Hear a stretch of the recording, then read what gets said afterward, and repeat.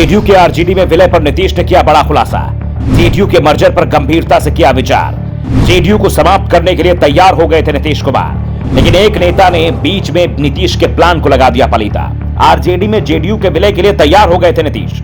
विलय को लेकर नीतीश कुमार कर रहे थे गंभीर प्रयास। पार्टी की कमांड किसी और को देने के लिए तैयार हो गए थे नीतीश। अगर जेडीयू का आरजेडी में हो जाता विलय तो क्या नीतीश की राजनीति पर लग चुका होता full stop.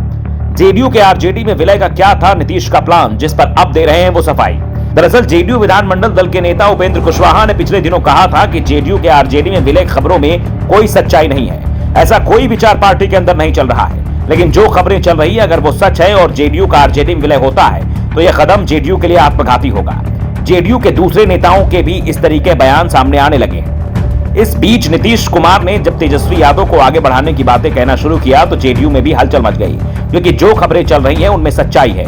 Nitish Kumar JDU का आरजेडी में विलय करने का फैसला ले चुके हैं। दरअसल नीतीश कुमार पटना में पार्टी की राष्ट्रीय परिषद की बैठक में खुद ही कह चुके हैं कि उन्होंने 2 लोगों के कहने पर महागठबंधन छोड़कर बीजेपी में जाने का फैसला किया था और बाद में 2 लोगों के कहने पर एनडीए छोड़कर महागठबंधन में लौटने का फैसला किया।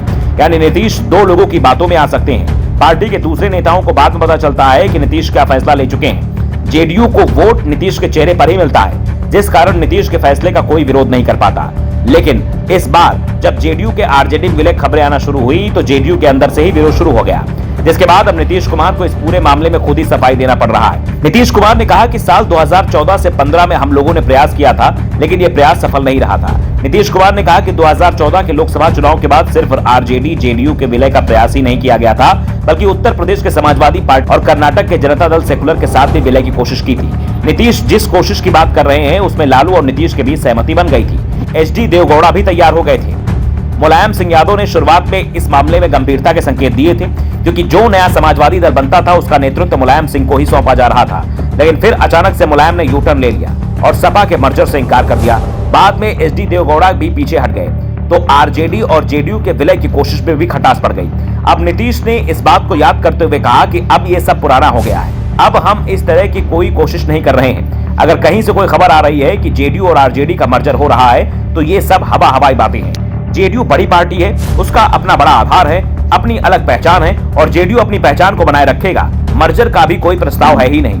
वैसे नीतीश के इस बयान को लेकर भी चर्चाएं शुरू हो गई हैं, क्योंकि नीतीश कुमार के मन में क्या है ये बातें वो तब तक सार्वजनिक नहीं करते जब तक काम हो नहीं जाता। जब नीतीश एनडीए छोड़ने की तैयारी कर रहे थे तो केंद्रीय गृह मंत्री अमित शाह ने उन्हें फोन किया था। शाह ने नीतीश से सवाल किया था कि जो खबरें चल रही हैं उसमें कितनी सच्चाई है, क्या वो महागठबंधन में शामिल हो रहे हैं और ललन सिंह किस तरह की बातें कर रहे हैं। तो नीतीश ने शाह को जवाब देते हुए कहा कि जो खबरें चल रही हैं सब गलत है, वो एनडीए में हैं और एनडीए में ही रहेंगे। ललन सिंह जो कह रहे हैं उन्हें सिर्फ राजनीतिक बयानबाजी तक ही सीमित माना जाए। बीजेपी और जेडीयू के रिश्ते मजबूत रहेंगे। लेकिन शाह से नीतीश की बात हुए 48 घंटे भी नहीं हो पाए थे कि नीतीश कुमार ने एनडीए से नाता तोड़ लिया।